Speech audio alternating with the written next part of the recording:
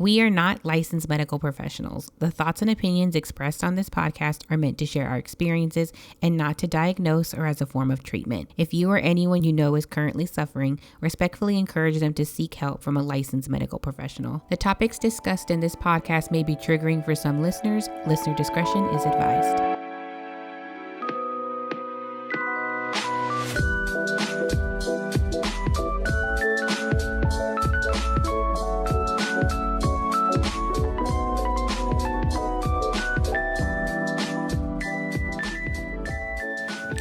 Welcome back to Now Try It With Wine. I'm Des. And I'm Mary.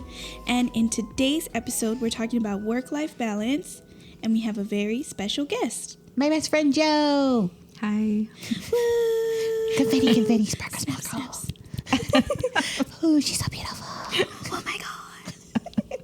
Jesus fucking Christ, she's so cool.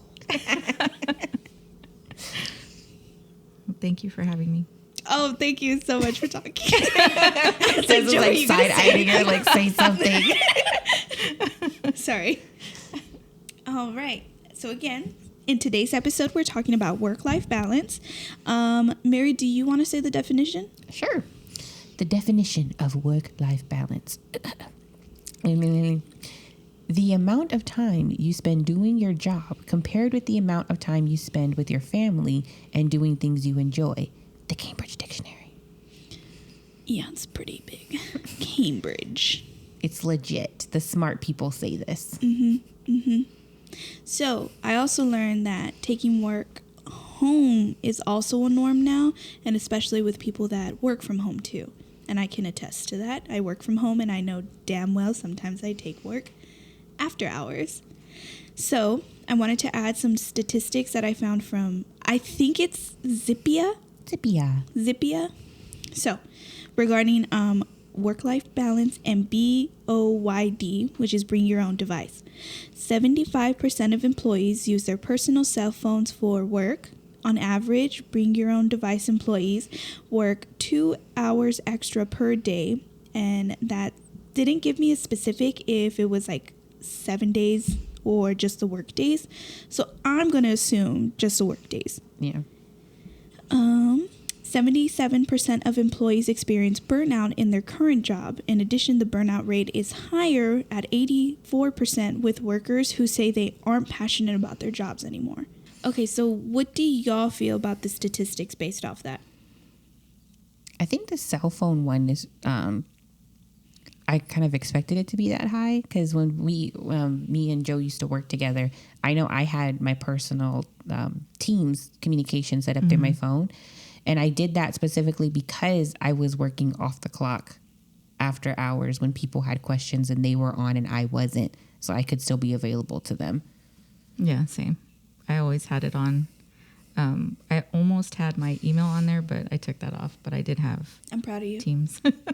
Little steps. I only did the Teams when we were in the heavy periods, during our quarter end filing periods. That was it. The rest of the time I would take it off. I stopped doing that though once I kind of like felt the burnout, which was on the other one that you talked about. Once I started feeling burnout, I stopped answering anything after hours because I was like, no, I'm done.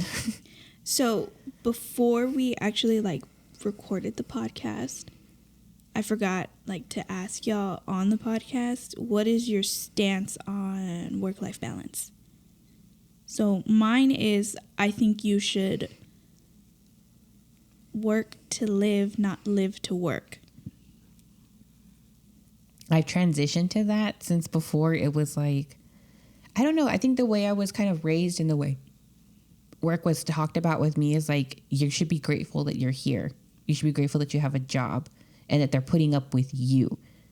So that you should work your ass to basically the fucking grave. Yeah. Like be always available, be ready to do whatever they ask. And I think especially after my last experience leaving my job, it's not worth it. It's just taking too much out of me. Like it takes too much out of my time with my family. It makes me irritable. I start getting angry. So I needed better work-life balance. Yeah, for sure. I'm giving her hard awful right now. I feel it. Shame. Ding, ding, ding, ding. No, I work. I don't work. I'm sorry. Mary, why did you smack the thing got stuck. She said, and I was like, oh. She said, shame. She's so mad. I'm gonna make a turn. Okay, I'm so sorry. Can you tell us your stance? I agree with you. It's just hard for me to get out of that mindset. I don't work as much as I used to. I'll say that. I would say I've changed within the last 6 years, maybe. bullshit. No. Oh man, I think I heard bullshit. In my defense, I do have 2 jobs, Mary Elizabeth. You She's have also- 2? I didn't know that. Yeah. So I get home, I nap for about 30 minutes, I wake up, and then I start my other job. But Joe. I do take Wednesdays off Okay. in the evening. Okay. And then she spends 3 hours on the phone with me, and then she goes to sleep. Yeah. But I do agree because I have missed out on a lot with my family, especially. So, yeah. That's what made it clear to me was my husband speaking up and my siblings and my mother. Like, are you really getting anything out of this? Is it really helping you? Like, are you getting like? And it's another thing too. My previous job had nothing to do with what I really wanted in a career path. It was just a job. Yes, but I was treating it like it was my career, like I was gonna get something out of it eventually, and those skills are untransferable. Like I've literally got nothing to show for how much energy I put into it. Right. I also feel like if I start something at work and I don't finish it, I feel like I failed in some way. Like you finished it before the deadline. Oh, Like, before the deadline. yes. Okay. So which makes you work from home. Yes. Take it home. Okay. Because I don't fail. I'm not used to that and I can't. I know I keep having to tell myself they paid me for a certain amount of time. If I don't get it done in that time, See, and I can't. I have to tell myself that though. Otherwise, I'll just keep working. Mm-hmm. So that brings me into the next thing is how do I know I might be in an unbalanced position at work? Let's talk about it. I just want y'all to know that I have the Google Doc up right now so they can both see it. You struggle to take time off.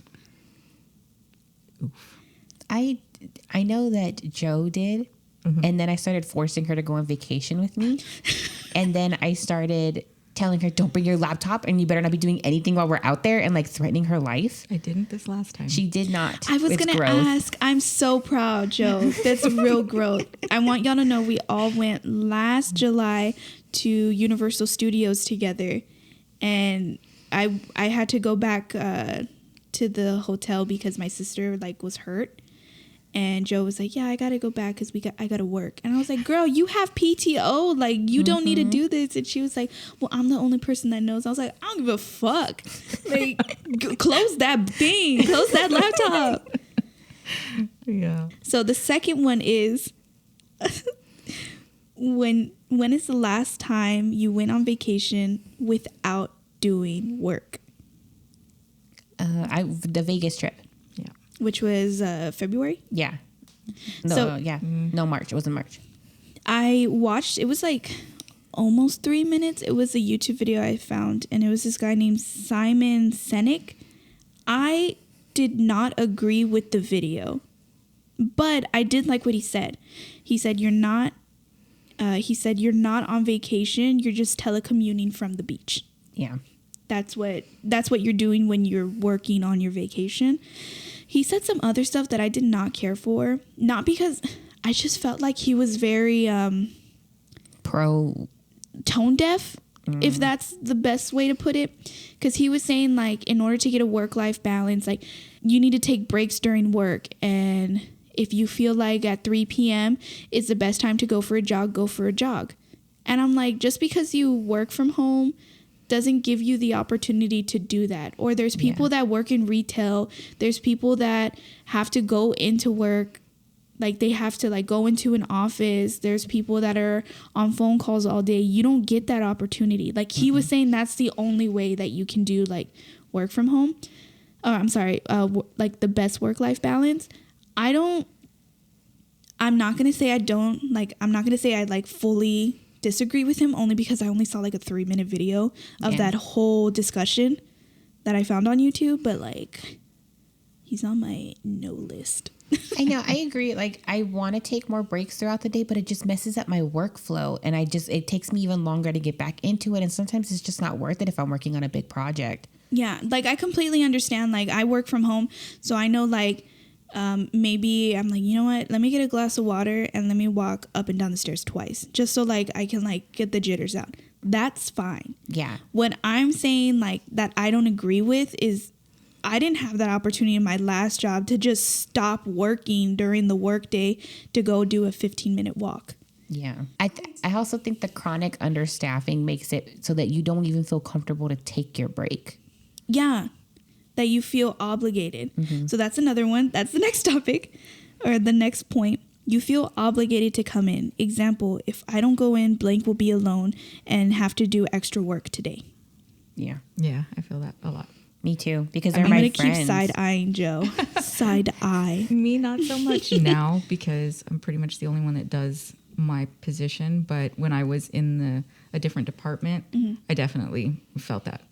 I agree, because I when you're working with another group or another person to do a project, and like for me, when I see that they're failing at it or they're struggling with it really hard, I'm like, well, just let me get you to a good spot. And I keep telling myself that. They're never going to get to a good spot because they don't understand what they're doing. So I just started absorbing other people's responsibilities. I think that's the next one. Well, it's not the next one, but it's the next one. Work responsibilities keep increasing with no additional pay or, and I put in quotations, title. That was legit why I left my last job. I feel like you're adding me now. You've moved on to Joe and you're adding me. And then the next one was always thinking about work. Example, outside of work, all you talk about is work. Even if it's like, oh yeah, I hate my job. Like you just start talking about your job. I don't think I had the issue about talking about it necessarily, but I would before I went at my last job, before I went to bed, I would think about my day at work and what I need to do the next day, and like starting to plan it out so that when I went in, I was like, I'm going to get in there and I'm going to have a game plan now. I'm going to go in there and I'm going to attack the day. It never went that way, but I would be up all night thinking about what was coming the next day. I mean, this job now, like my current job, I feel like I have a good work-life balance. I mean, I do still think about my job. I'll be like, did I call that person today? Was I supposed to call that person? I can do it tomorrow. Like, you know, I think it's okay to like think about your job. What I don't think is okay is like living for your job, which is like you get off of work and you're like, okay, I need to do this and this for work tomorrow. That's what I was doing before I went to bed. I started planning it out. So as soon as I woke up and went to work, I'd have a plan. But I wouldn't be able to go to sleep because I'd be overthinking that plan to like death. I think before we go into our personal stories. Wait, did Joe have something to say? Joe, did you have something to say? I kept cutting you off. I'm so sorry. No, I never had a problem with stressing when I was in a different department. I definitely for sure stressed about it and I had dreams about it.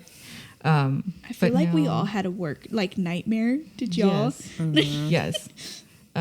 But ever since I started doing this position, my issue is talking about it, like venting about it. Like I took it home with me. Yeah. That's my problem. And so I would tell my boyfriend, like, and I would tell him all this stuff. It's kind of like a release. It's like, I wanted to stab this person and now I'm over it type. That's what I'm trying to get you to do with me now. Oh my God, you did not need to roll your eyes that hard. I added her so bad. Look, Mary's getting in the lingo. Adding. Oh, I know, I've been hanging out with Des too much. And I'm going to start talking in smiley faces and sad understanding girl emoji. Yeah. I always put her. I put it on our Instagram where I was like, oh fuck, I messed up or something. And it was like the little standing emoji. Okay, let's drink some wine. Do you want to tell us what we're drinking today, Desi? Beverage discussion time. We're doing a Roscato Rosé Doce Sweet Rosé Limited Edition. Ooh. And it says, Northern Italy provides a spectacular backdrop for Roscato Rosé Doce. Am I saying that right? A charming wine with aromatic notes of strawberry and raspberry and just the right amount of sweetness. This lush and refreshing wine pairs wonderfully with spicy food and barbecue dishes. with fresh fruit and dessert. Enjoy well chilled. I don't like that they said barbecue. Like, not that I don't drink wine and eat barbecue. I'm a Texan. But it just seems weird to put that on the bottle. Well, what do they think is barbecue? Yeah. That's Because another thing. like when I went to Georgia for work, and their barbecue was way different than Texas barbecue. It was The sauces are also different too. yeah, it was straight ass. Real barbecue's Texas. Yeah, exactly. Oh, let me open it. I'm sorry. The alcoholic in me was reaching out for the bottle with their tongue out. Let me open. It's a twist top. That was really hard with my talons. I know, Des has got these long ass nails. They're beautiful, but damn. God damn, I'm just making all the noise.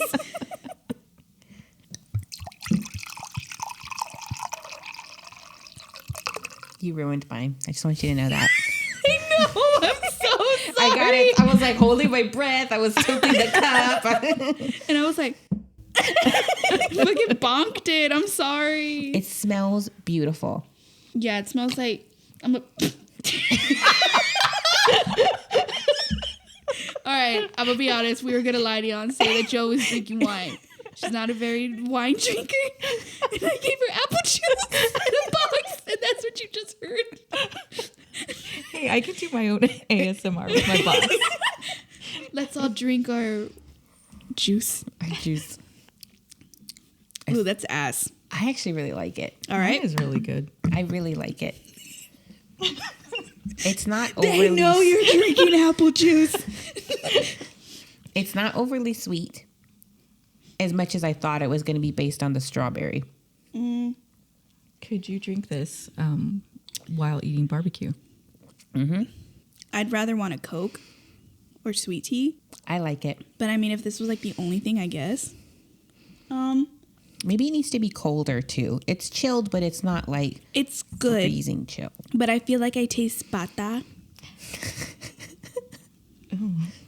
Okay, Des. What? You're a freaking dork. I really liked this one. I would think a 3.5 for me. Okay, I'll give it a 3.5. I agree with that. It's not my favorite of the ones we've tasted, It's but not- it's not my least favorite Yeah. by far. The one last time was ass, Straight ass. It wasn't barefoot straight ass. Like, I'd pick that over barefoot. but just barely. Yeah. And I just drink it out of respect for the wine because it's alcoholic. So it's a 3.5 out of 5? Yeah. Okay. I liked it, but it wasn't my. Maybe if it was a little more chilled with some fruit in it, maybe we dressed it up a little bit. I think so. Maybe this is a good like dressing. Yeah. Like an additional thing. You know what might be nice on this? A sangria. Ooh. Okay. I can agree with that. I think it's maybe like an additive. You know what I mean? It's okay on its own, but I think if we dress it up a little bit, it'd be a lot better. Joe, how's your apple juice? It's delicious. It's perfectly chilled. She has the mi tienda. Yeah. Manzana by H-E-B. It's delicious. Plug that bitch in. Love HEB. Okay, so let's get into the topic now. Personal stories here. So for me personally, I mentioned it at the beginning of the episode as one of my things was when I transitioned out of my last job into this current job. I think that was like the heaviest work-life balance like issue that I just needed to get resolved, and the only way I could even think about doing it was just transitioning out altogether. I put myself in a position where I felt like I was obligated to be available to everybody for every little thing. I started working my schedule around other people's schedules. So if someone needed help and I knew they were going to need help, I would work after hours to accommodate them during their regular hours. It made it easier on them, and it made it easier on me too because I wasn't being interrupted when I was doing my own work. But my own work was getting done in the middle of the night, overnight. I think I even left your wedding reception a little early because I was up doing work afterwards. Yeah, I remember that. They told me you left early, and I was like, oh my God, I swear to God, if it's work. Yeah, I was up for like another 4 hours after Dez's wedding reception working. And I did that because I had taken so much time off to help with stuff during the week. So it was kind of like, I think I had got to the point where I was already feeling really drained and tired. And then they approached me about taking on another position, which when I want to preface that to anybody, if someone comes to you for another position, get all the details on it. Because me with my go-to attitude, can-do attitude was like, oh yeah, I can do that. No problem. Not realizing they weren't taking any of my old responsibilities. These were just new ones on top of my old ones. And when I complained about it and I asked for, well, I want more money if you're going to ask for me to do more, or a job title change, it was like, well, we don't even think that you're capable of doing what you're asking. You already told me to do it. Like, I'm doing it now, but I'm not capable. I think I really needed to get to a point where I was listening to what people were saying with their mouths and not like, if I heard them talking to me, it made it seem like I was incapable of doing my job. Yeah. But when you look at the workload and the way things are being formatted and how things are being handed out, they obviously knew I was capable. Otherwise, I wouldn't have this much work. But their words weren't matching what their actions were. And that should have been my first red flag that something was wrong. Yeah. Have you ever had a situation like that at your job, Joe? It doesn't have to be like your current job. It could have been a job before that. I mean, it could even be like if you volunteered somewhere.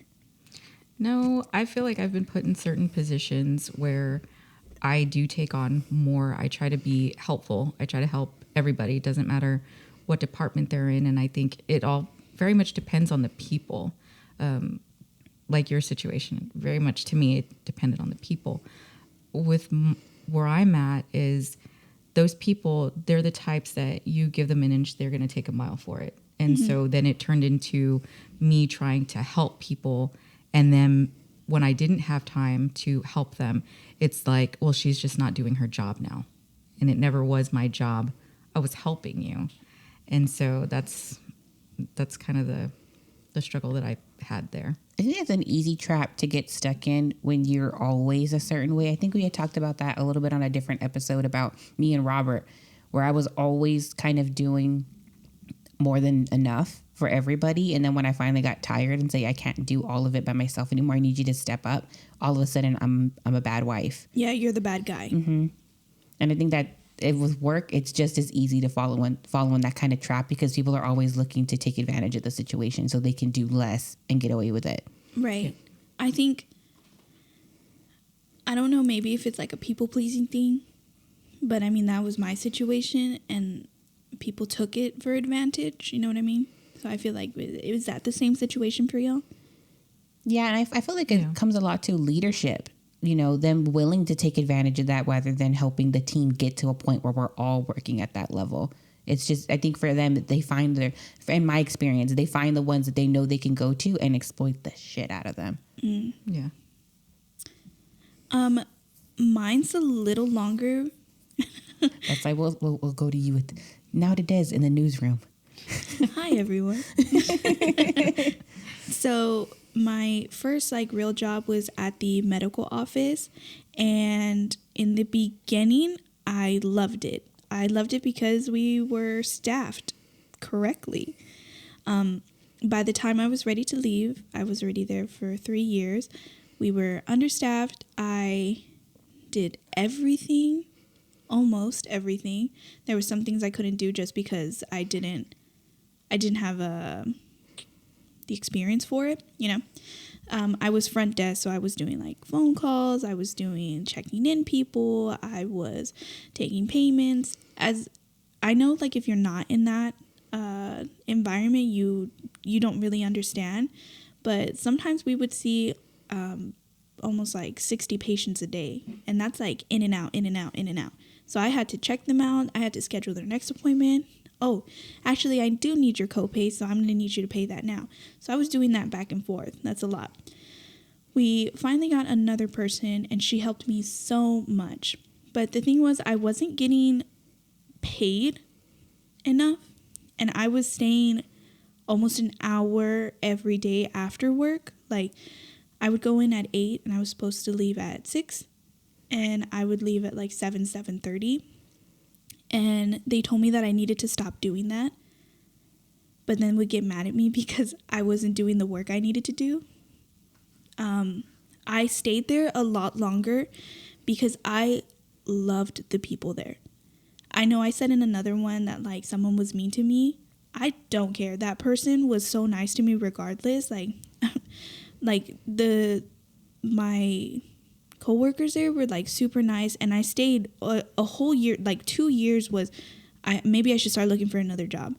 But I've had that obligation feeling, like I never called into work because I knew like if I called in, the other person in the front was going to have to deal with that all day, and I didn't want that. And then when I was ready to leave, the person that made me stay the most was the manager. She made me feel so much appreciated in that office, and I felt like so much love from her, and I still do. Like we do talk still. And I felt like if I left, everything was going to be put on her, and I didn't want that. But I knew like I needed to leave, and I was telling Mary like is I guess like an epiphany moment. My whole goal when I was working was to save up for a car, and I had $10,000 in my savings ready to put towards the car, but the amount of money I was making at that job, I could not pay the car payment. So that's when I was like, I can't do this. Like, I need to start looking for another job if I want to like grow. And I couldn't do that. If I stayed there, I couldn't get an apartment. I couldn't move out. I couldn't get a car. Like, I couldn't even like buy a new phone if I wanted to and deal with the payment. You know what I mean? Yeah. So I did stay a lot longer than I should have, but it was for the manager, that one person. And I appreciate, like, I still appreciate her every day because I know she does a lot. And she was the one that, like, helped my coworkers. Like, she was always, like, helping us in the front. She was helping the people in the back.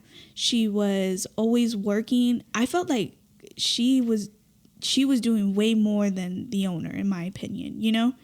So that's like my personal story. When I started figuring out, like, I would get home drained. I never wanted to take time off. Everyone was understaffed. So when I would get home, I was drained, and I would just talk about work. I would always vent to Andrew, or I'd just be like, Andrew, I don't want you to come over today because I'm fucking tired. And then he'd be like, Des, I haven't seen you in 2 weeks, and we live 5 minutes away from each other. That doesn't make any sense. Yeah, when you're too tired to live your own life outside of it. It's not okay. Yeah.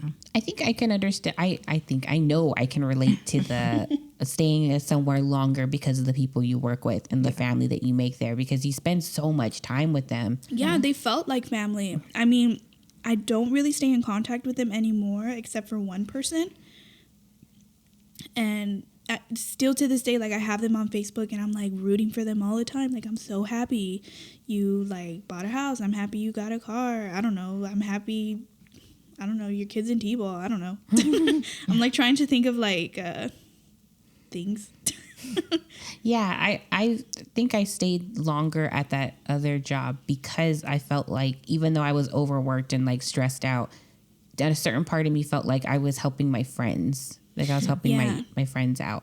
And it's in my opinion, I think it's okay to feel like that, because you do make these friends. I mean, like Mary said, Joe's her best friend, and they met each other at work.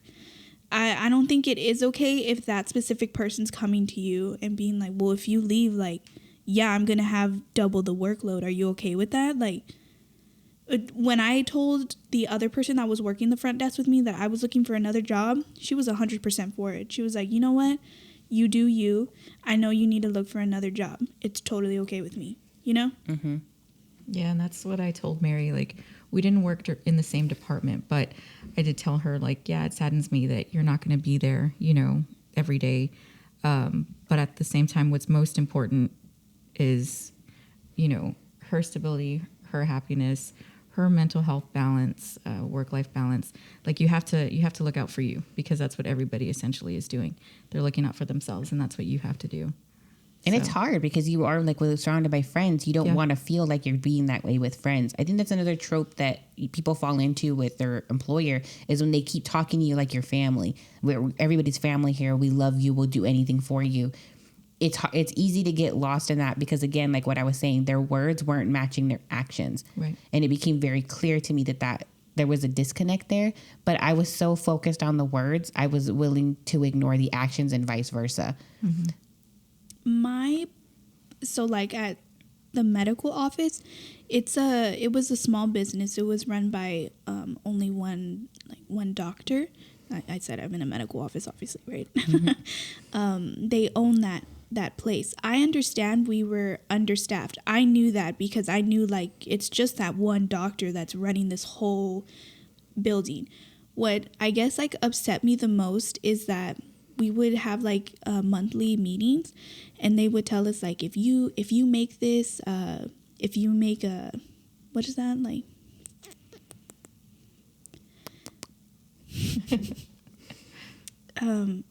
Goal. If you make this goal by the end of the month, everyone will be able to get a bonus. We would make that goal and then not get the bonus. Or if everyone pitches in, then we can like, I don't know, we can have a pizza party, and we didn't get a pizza party. You know, it's like small things like that. But that kind of stuff adds up, and that distrust starts to build. I know that happened with my husband's job when he used to work at his company before the one he's in now, where they started incentivizing. They took away their monthly bonuses and told them that they were going to get a certain new incentive, like a new bonus at the end of the month if they hit their numbers. And if they hit their numbers consistently over the quarter, they would take them out to dinner for a steak dinner. So they ended up doing that the first quarter that they did it, and they took them to dinner. Well, the second quarter, they did it again. And this time they kept putting it off, or rescheduling. And eventually they just stopped even talking about taking them to dinner ever again. And I don't think that, because I always hear this too, that like with certain people, I agree, with other people, I don't, where they only want to take advantage of the situation. You're already getting paid. That should be enough. But I think that when they're asking, so that if they're asking you to do a little extra to get it, like his whole thing was, Robert doesn't have to, like at his other job, he didn't have to sell. He was there to service. But if they made sales, then they would give him this extra incentive. So when you take that away after you told them you need to do a little extra, that it defeats the little boost of energy you gave them by taking away what you promised them. And I want to emphasize, like, no, we're just not wanting money or whatever. It's being appreciated. That's what that whole thing is. Like, if you make a sale for this company, we will give you a percentage of it because we're appreciative that you made that sale. Yeah, because you went above and beyond your normal job. Like if you're a salesperson, you're already getting a certain percentage of it. Right. But if he wasn't a salesperson, that wasn't his job. Yeah, he was a service technician, and they were asking him to upsell things while he was in someone's home, which isn't his job. But if he did it, they promised certain things if he did it, and when he did it and that wasn't being met, they didn't tell him, I'm going to give you all $1 or more an hour now, and y'all going to start upselling. It was like, no, if you're successful at upselling, then they'll give you a little extra more. When you already show that you're doing it, then we'll give you a little extra more. And then to not do it, I mean, why would anyone want to continue to try anymore? Right. And let's just all be honest. It is all about the money for us. We're there to make money. Like, I'm not going to go, if I'm going to volunteer, I'll go volunteer for causes I want to be involved in. Yeah. I'm not going there to volunteer my time. I'm going there to make money. So if it sounds cold and heartless, I have to tell myself that because I have a family at home once I leave here that is, I can't tell them, well, the boss said if I wanted to volunteer for extra hours and not get paid, that I would get a pat on the back for it. Yeah. No. And so we're not going to get to go out on vacation anymore. But that's what we're basically doing when we're not taking our time off, when we're on our phones instead of engaging with our families at night. We're basically telling them, yes, we'll work for free for them and take something away from my husband who I actually love and want to spend time with. I'm going to take time away from you and give it to these other people for free. Yeah. Period. Yeah, I don't want to do that anymore. I was really angry when I looked at my relationship with my marriage when I finally left the other job and realized how much damage I had done to it during those quarter end periods because we were arguing the entire time. I did not know that. Joe does. I don't know. I guess it's because it was like my first, big girl job. I felt I was okay giving a little extra, but it wasn't until I felt unappreciative. I understand that they were a small company, and I understand you're a small company. You can't just throw money for more people, or you can't throw money to solve it. I'm not asking that. I'm just asking if you can appreciate your employee, you know? I don't know how y'all feel, but with that job, I would do it all over again because of the manager I had. She was amazing. She would make sure, like, if I took time off, she'd make sure that I'd get that time off. And she was always helpful, and she was the one that would throw us pizza parties. If someone was leaving, she would make like a whole like goodbye present and everything.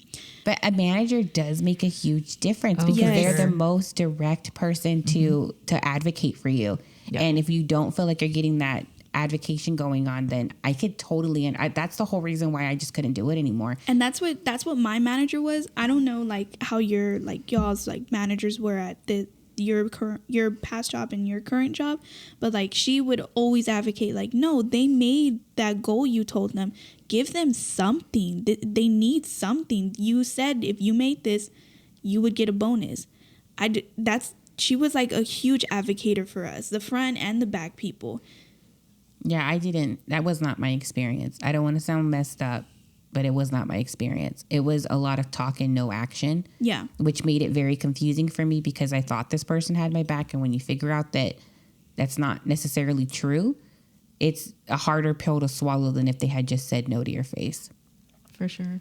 Like the manager that I have, my situation, so I take care of like my parents. So there's times where I have to take an extended lunch or I have to, leave early to take my parents to their appointments. And the manager that I have, I'm very fortunate with her because she does fight and she's willing to work around my schedule. And, there's never been an issue where, she sighs under her breath or anything like that, that makes me feel like, yeah, she's giving me the okay, but it's with, like she's bothered, to do those things for me.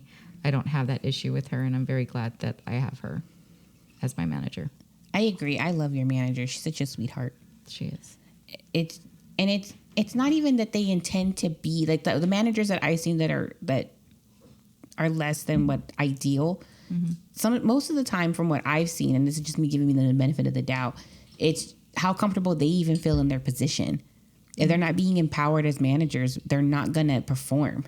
And they're not going to take that advocacy part. And that's why when I'm thinking about leaving or I'm thinking about making a transition, I always look at how comfortable they are. Mm-hmm. And if it's like the flight attendants, if they're freaking out, I'm freaking out. Right. Yeah. Well, I guess like Mary, what was your epiphany moment of like, I need to leave? When I realized that there was two people who were going to be the decision makers about where my path was going to go. And neither one of them felt that I was a good fit with their words and inevitably with their inaction. It wasn't the fact that their actions weren't matching their words. It was their inaction to act upon what they said they were going to do. That kind of made it obvious to me that my place was no longer here. Because even if I got one of them on my side, the other one would still present a roadblock. So there was really nowhere for me to go at that point. And I'm the type of person who I need to see growth. I need to see title change. I need to see money coming in. I need to see something. If I'm not seeing one or the other, and it needs to be both. I'm not happy with just getting more money every year. I want to see my title change. I want to see my role respected and moved up. I'm not about being stagnant. Yeah. And I felt like because of where we live, there isn't a lot of big corporations here. So, and I don't want to work for a big corporation anyways, because then you become a number no matter how skilled you are. You're still just a number. But we work with a lot of small businesses, and I understand that, but I still want to grow. So I think when I felt like I outgrew it. When I worked at my last job before my current job, I worked for a really big bank. And I was just a number there. So I totally agree. It sucks just being a number. Because when I was finally ready to leave, and it was only a year, I put in my 2 weeks, and she told me, good, because we were about to fire you. Oh, dang. Just because I wasn't making the quota. Because they don't care. They don't care about your personal development. They don't care about your career goals. They just don't care. And smaller businesses care because they want you to grow with them once they find a good employee. But if they're slow to move and slow to make things happen for employees, it has consequences. It's those bigger businesses, they are able to make quick transitions because you're just a number. Yeah. And they don't rely on people individually so heavily as a small business does. But then that what makes them better makes them weak at the same time, because they're so dependent on people in the small businesses. When it comes to growing and making things happen for their employees, it just doesn't happen at the same pace, and they're being outpaced by bigger competitors. Right. I think my thing was like just a false sense of hope. You know, like I was getting told like this is going to happen and this is going to happen and everything's going to be rainbows. And by the time like I was finally ready to like leave and I was already looking for jobs, I remember taking the call from that bank, and they're like, we were offering you the job. I was outside of work. I took my lunch break early so I could do that and be like, okay, it's in 2 weeks. Okay. And I put in my 2 weeks that same day. I don't know. I just feel like that false sense of hope really hurts the employee itself. Again, it can be from a small business or a big business. And if you're a small business, I am not trying to diss you whatsoever. Please don't think that. I support small businesses.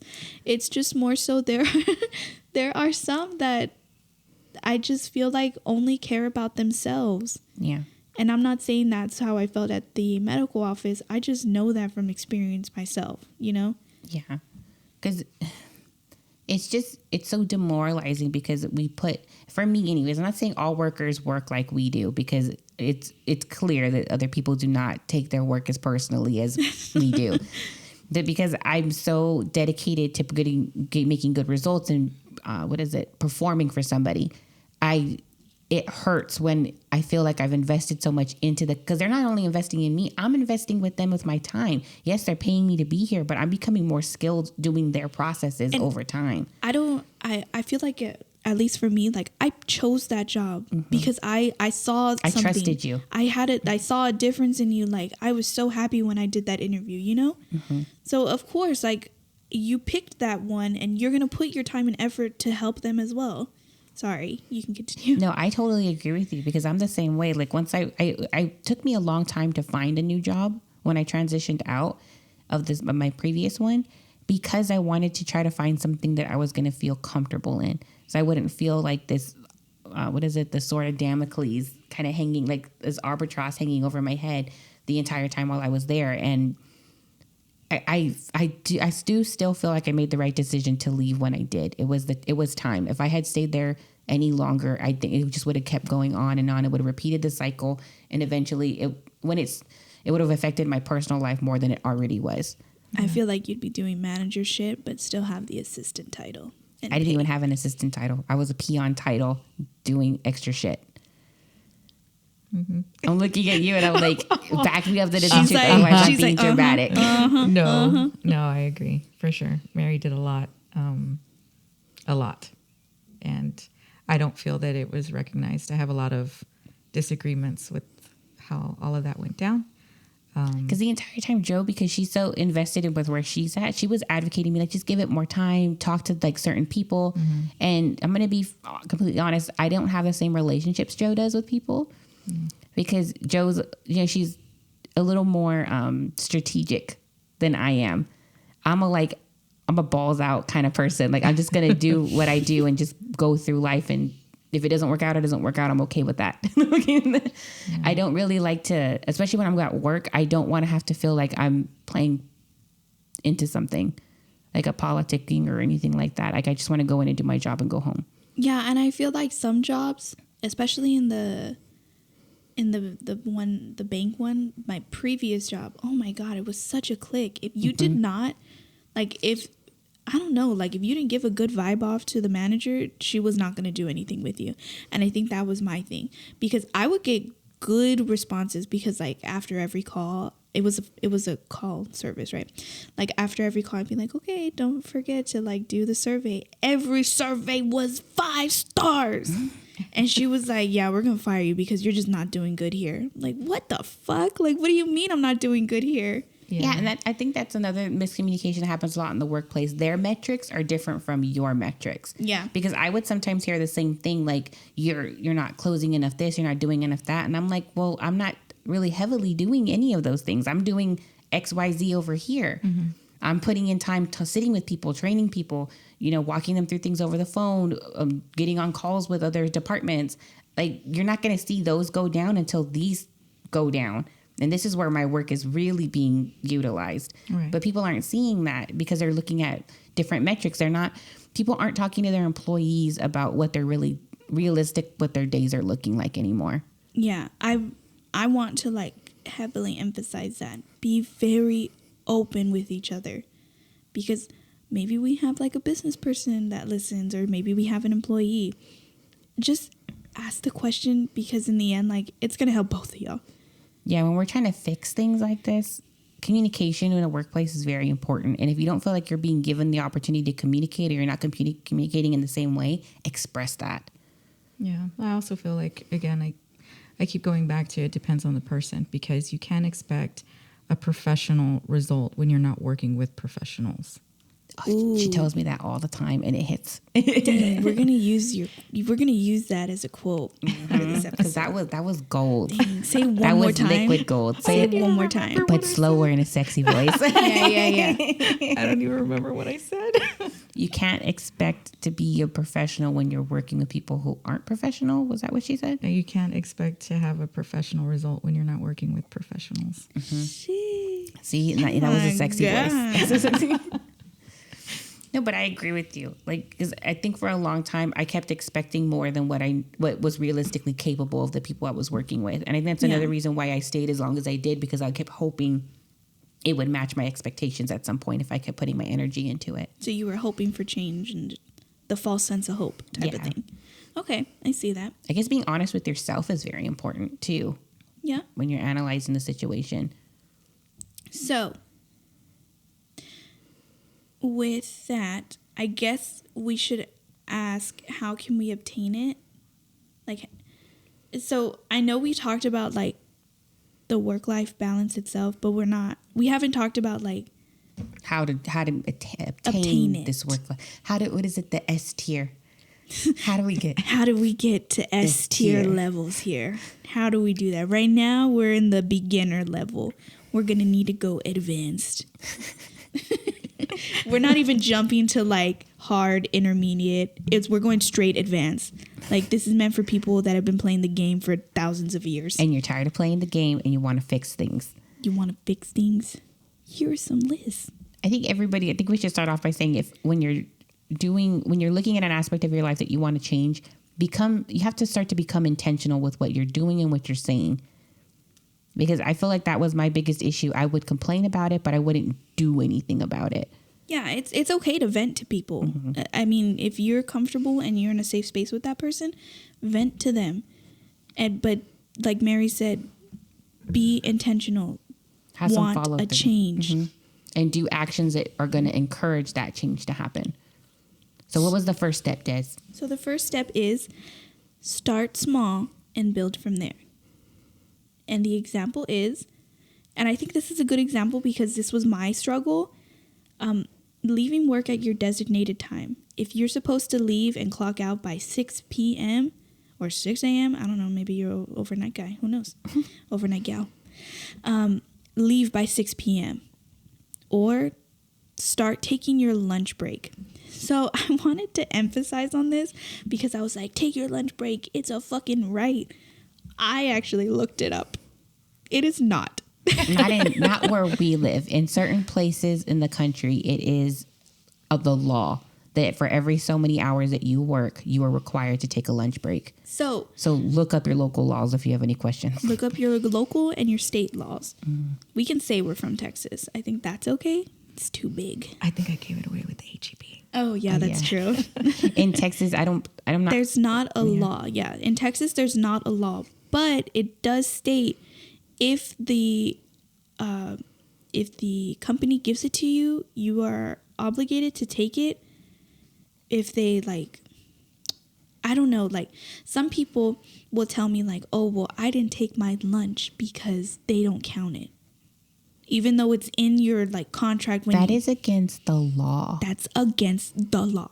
Take your lunch. If you are about to start a job and they tell you your lunch is from 12 to 1 p.m., you take that. You take it. Yep. You take it right now.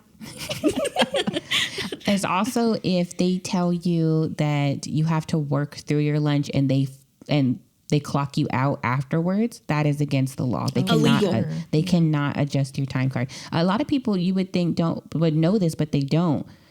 And I think that they take advantage of people of color and people from lower income families and do things like that. It's against the law. And if you're worried about talking to your employer about it, you can report them to your local workers. Yes. Workers, I can't remember. Where we live, it's the TWC, the Texas Workforce Commission, and they will investigate on your behalf. And they will advocate for you so that you don't have to feel uncomfortable in your workplace because they're not allowed to do that to you. They're going to need your information, but they will do everything anonymously. Yeah, to try to protect you. They will never know that you're the one that did it. And if you do have questions or worry about them releasing your information, just call and ask about their procedures and their policies. I mean, the worst thing you can do to yourself is to put up with it for years when a simple phone call could have helped you. Yeah. Damn, Mary. I used to do HR, so. Oh, that's true. So please take your lunch break. If they give you 15 minutes, like at my previous job, we had like 15-minute breaks and 30-minute lunches. So we had 2 15-minute and 1 30. Take them.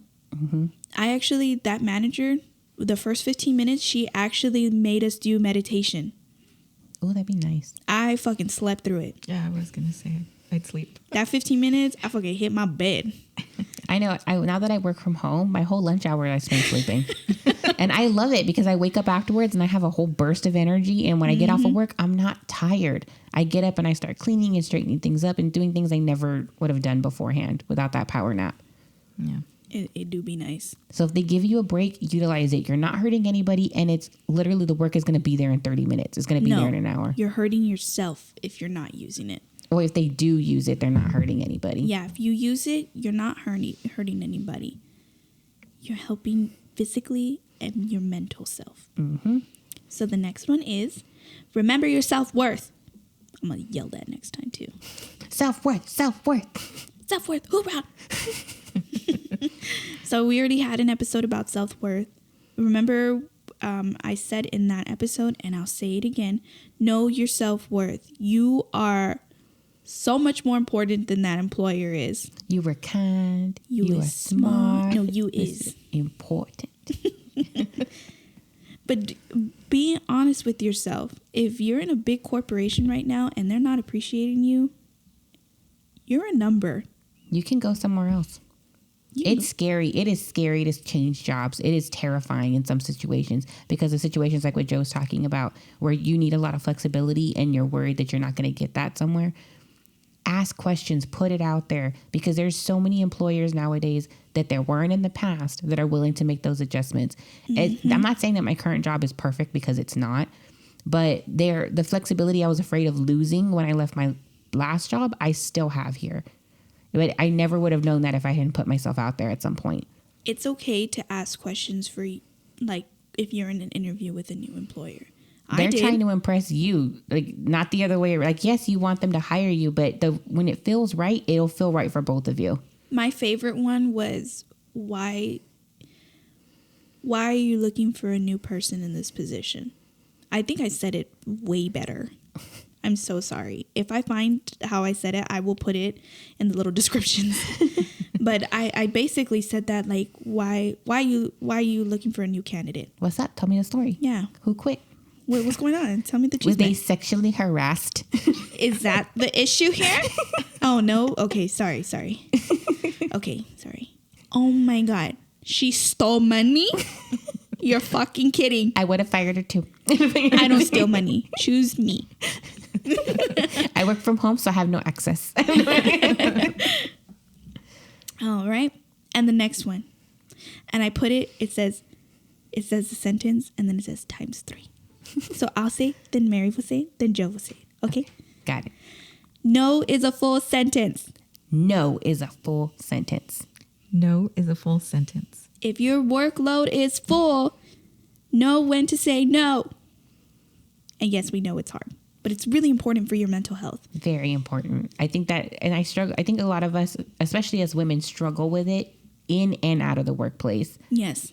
because we don't want to let anybody down. We want to be someone people go to. And we feel that the reason why they do that is because we never say no. I have a big problem with that. Oh, I was adding you with my eyes. I wasn't trying to do it again She was because we staring added at you it. so hard at the beginning. But I was like with my eyes, like, Des, follow my eyes. Like we said before, Joe did take work when we all went on vacation with each other. I understand. She told me off the podcast, she's doing small steps and we're proud. But if you do that again, Joe, We're gonna hold you accountable. This is your accountability council. And the next time you go on vacation, we're gonna call you, be like, you better not have your laptop. you're going to put it in the calendar that you're going on vacation. I'm going to make sure. I'm going to like steal her laptop or something. I don't know. But I think it speaks volumes in and out of work. Like what I was saying, especially us as women, we always want to say yes. We always want to be helpful. But if you have to say no, do not elaborate as to why you are saying no. That's like taking that no to the next. Once you feel comfortable saying no, stop making excuses for yourself at the end of it. If the answer is no, it's no. I've caught myself doing that so many times in the workplace where I'm like, I can't help but because and me giving them my sob story about like how much workload I have on my desk instead of just saying, no, I can't do that. They don't really care. They don't really. Honestly, they don't care why you said no. If they want to know, they'll ask, but don't offer it up preemptively. Yeah. My current job, just recently actually, if this were like the medical office, I would have never talked like that. But my current job, I now know my self-worth. That's one thing I took very heavily moving up in different jobs. My manager was telling me, I think we should like split regions between people. And I was like, no, because this region has way more claims than this region. And that's unfair. I don't think we should do that. And she looked at me and she was like, oh, I wouldn't think you disagree with that. And I was like, no, I disagree for this reason. Doing that is helping me in the long run with my workload, if you think about it. Yeah. And when places start to become uncomfortable, what's another thing that gets me is when they're like, let's hear your advice. I want to hear your feedback. And then they take none of it. Yeah. And then they get mad at you when it didn't work out because you weren't doing something to make their vision work out. We told you what the issues were. You wanted to push through it anyways. That's not my problem. Don't make excuses for them either to make it easier on them. Don't do it. So the next one. Take time off without bringing work. Joe. Well, we're gonna make it fun for Joe. We're gonna entice her. I'm gonna entice her with a vacation in the middle of a busy season. No, don't do that. Not to take her laptop. Oh my gosh. You know when Halloween is. It's okay. You take time off. And remember, if you're a full-time employee, they give you PTO. Some places even give you sick days. Fucking use them. Mm-hmm. I love all of you all. I don't know who you are. I'm so happy you all listen to this podcast. But use your PTO. Mm-hmm. It's there to give you a break. Think about it this way. You're leaving money on the table. Oh, yeah. Because some companies do not even let you roll it over. Nope. My company does not let me roll it over. And don't wait for them to force you to use it. Use it when you want to use it, because then you've planned it, you have things to do, and otherwise you're going to sit at home bored out of your mind, having nothing to do, and you're not even going to utilize the time. So when you get back to work, you're going to be just as burnt out, and you're totally defeating the purpose. I know, I agree with Mary 100%, but you don't even have to go anywhere. Do a staycation. If that's your plan, is to just stay home, then that is fine. But don't let it become their choice as to when you take time off. You take time off when you want to. I understand. I mean, we had a whole week in February that I took off, and I planned that out. So I knew I was taking 8 days. Okay? That is totally fine. What's not fine is it's December 27th, and you're like, oh, shit, I got 14 days that's not going to be rolled over. You just lost money. Mm-hmm. And you're only going to get maybe 3 days at that point, and then you don't have anything planned. You're going to sit at home, and you're not going to enjoy it. For some of us, if that's what you want to do, then fuck it up. But stay at home. I love staying at home. Same, bro. But if I had the opportunity to plan a trip to, I don't know, Orlando like we did before, or go to Chicago, I'd rather do that and save up my money and plan for that vacation and utilize that time and do something I want to do. Or even just taking the kids to the zoo. I love the zoo. So again, it's okay to take time off. There are way more steps. I put in the ones like for this topic that I felt were a good broad perspective that anyone can do at any job. You know, like I could do this at a retail job because I worked at retail. I worked at a craft store. I loved it when she worked at that craft store. I got so much discounts. But yeah, communicating clear boundaries about what you are and you aren't willing to do. And not just for them, but for yourself. So if you're only going to work, like what Des said when she first went into her new job, she told them, if you told me my time off is at 5 o'clock, I'm leaving at 5 o'clock. And hold that boundary that they're not going to have you do anything extra after that without having expressly communicated it to you and you agreeing to it. Period. Dot. Exclamation point. Question mark? You know what? I also want to put out there, I've never been salary. But I know salary is only 40 hours. Don't work anything more than that. If your company doesn't give you overtime, don't do it. And salary is not exempting you from overtime. You are still entitled to overtime as a salary employee. The only thing this is doing is it's a benefit to them and to you that, like, let's say I think in our state, you only have to work 4 hours for the whole day to count as if you worked. They do this for employees that are high level and they want to encourage you to stay there and offer it as a perk. When it starts to become not a perk is when they start including, well, you might have worked 2 hours of overtime, but your salary. You still are entitled to salary. That's not what this is. Make sure you research the laws. I cannot express enough how many times I've seen people taken advantage by the workplace because they don't know the law and they don't understand employment law. These are laws meant to protect you. Research them, understand them, and don't be afraid to speak up for yourself. If you have a question, just look it up. Mm-hmm. Man, you slipped on the stairs on your way to work on work property, workers' comp right there. You slit your finger on the edge of a paper. That's workers' comp. Granted, don't be dramatic and like do that for every little freaking thing. Yeah. But know that you do have rights and you are entitled to a certain level of protection, even in the workplace. We live in the greatest country in the world. Quotations. Not for me. I don't want to live anywhere else. I'm good. Is it perfect? Hell no. But there is a lot of protections in place to help workers and protect them from being exploited by their employers.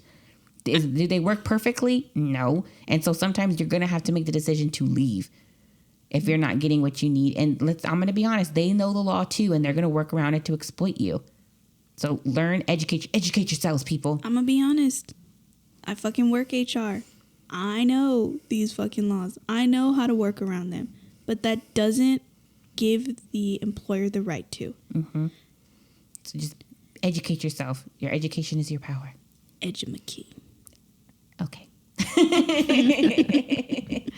So, with us giving those like clear boundaries and how to obtain our work-life balance, how did you do it? Because I can say for myself right now, I am at like perfect bliss. Right now, yeah. Does it mean that my job's easy and that like I'm perfectly happy with my job? No. But my work-life balance is on point right now.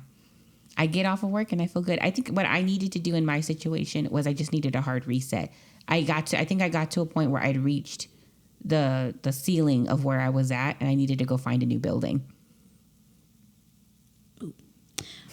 I had to set clear boundaries with this particular job.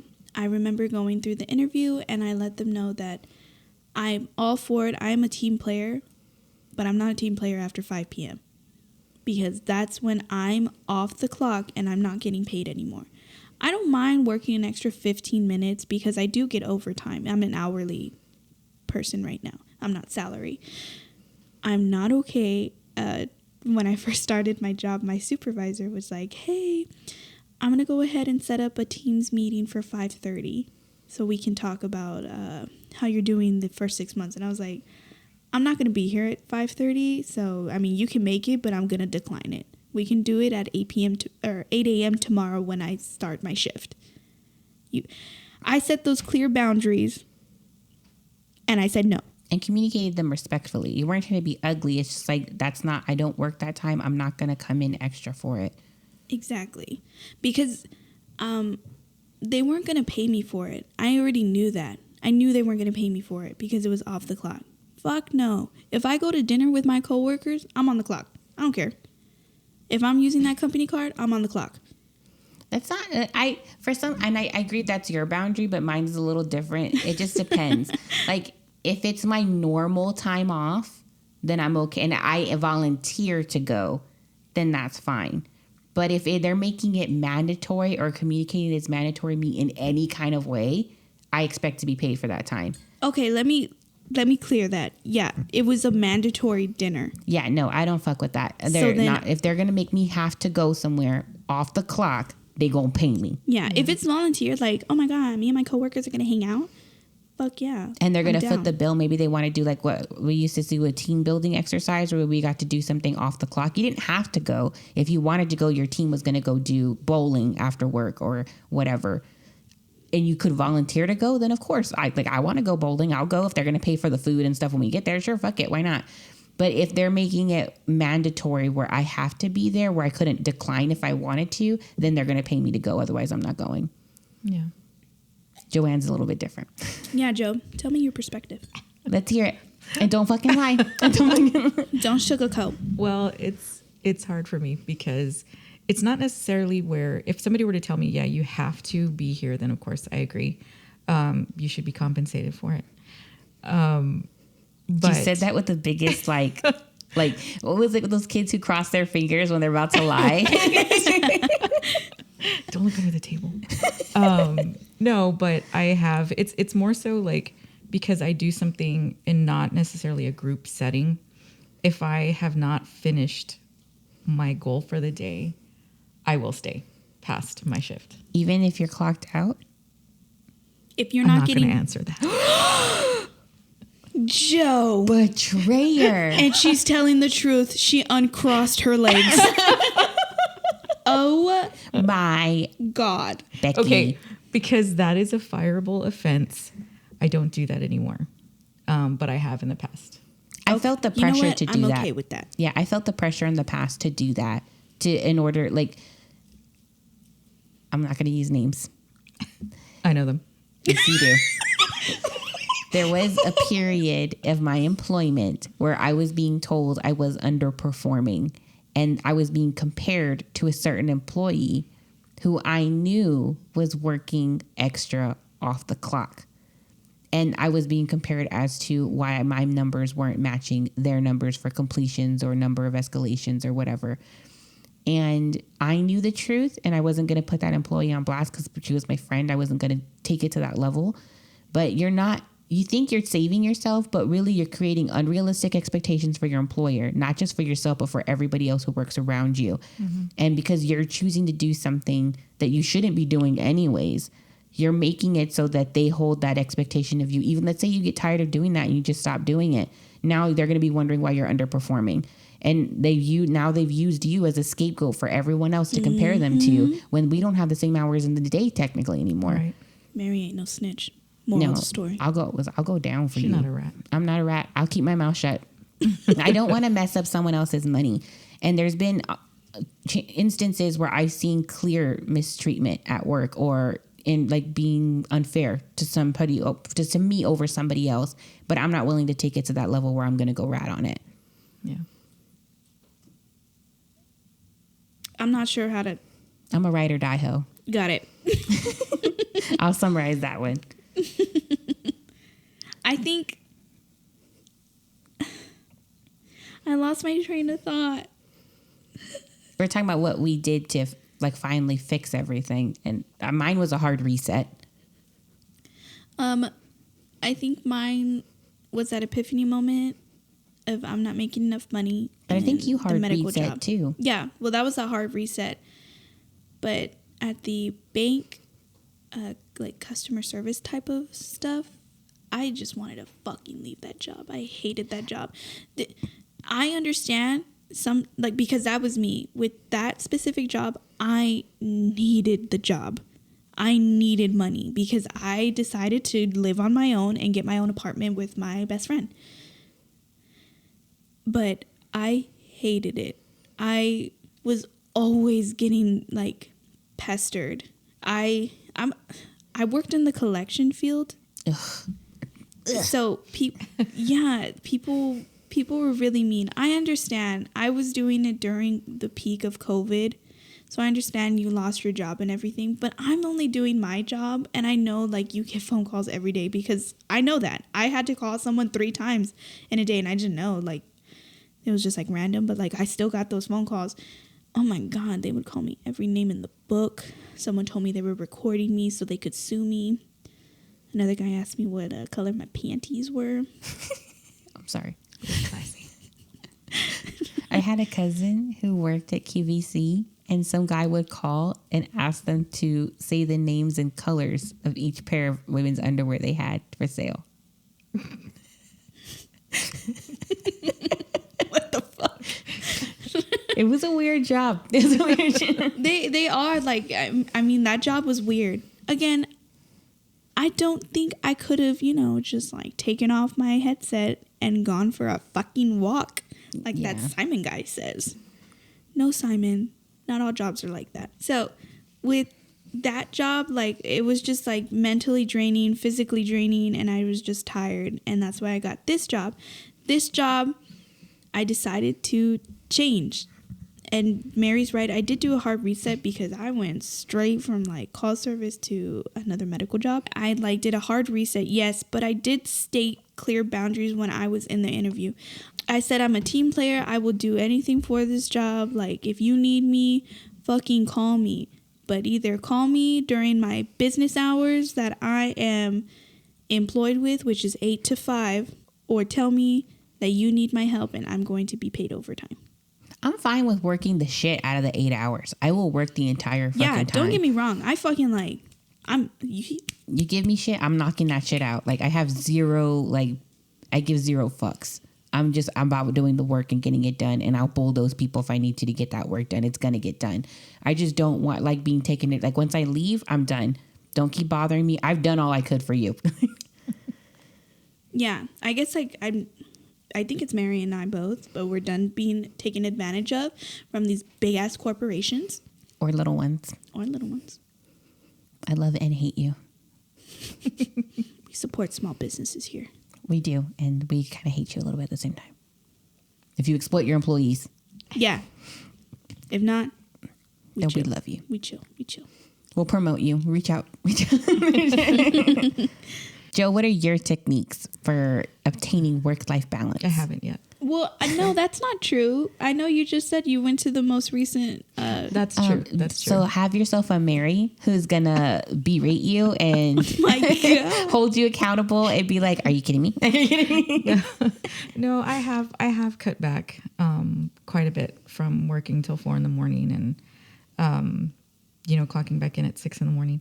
I have cut back a lot. Like I don't work nearly as much as I used to. So I think it's just little things like that, like not taking my laptop when I'm off, and when I'm off, say I'm off, and not, when my phone goes off, jumping up real quick to try to answer the phone and things like that. I will look to She's see a anyway. nervous Nelly, and she's super like worried all the time. She's very anxious. I am. I also feel like I can't leave something undone, and I don't rest easy. Like I'm sitting around doing nothing. I could be working right now. I'm sure your boyfriend appreciates it. Is that how you feel right now? That is how I feel.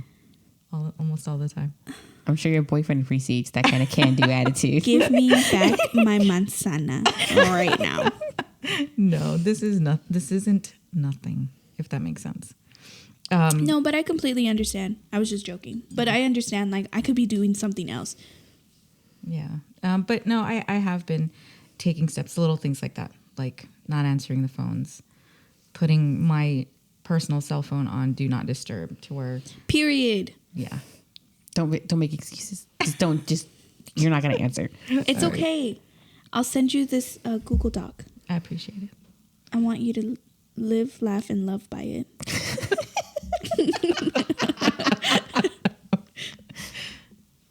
Well, this was a really interesting episode. If you guys have any techniques for achieving work-life balance that we did not mention, please leave it in the comment section of our Instagram page. Or our YouTube, because we just noticed that a lot of people view our YouTube. But if you want to support our podcast, please reach out with a comment, subscribe, like, comment, subscribe, ring that notification bell on YouTube. Oh my God. Are we YouTubers?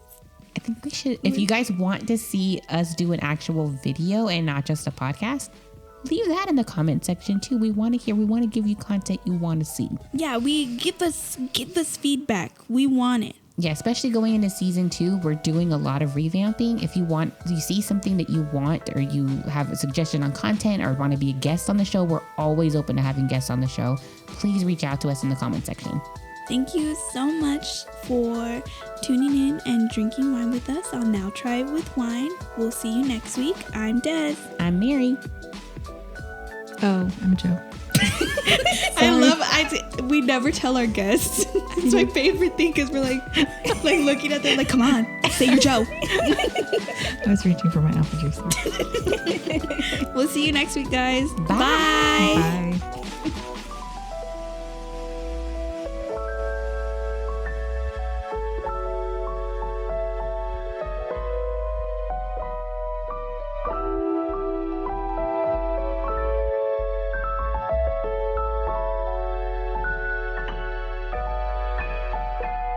And don't you forget that shot coochie boy, you heard?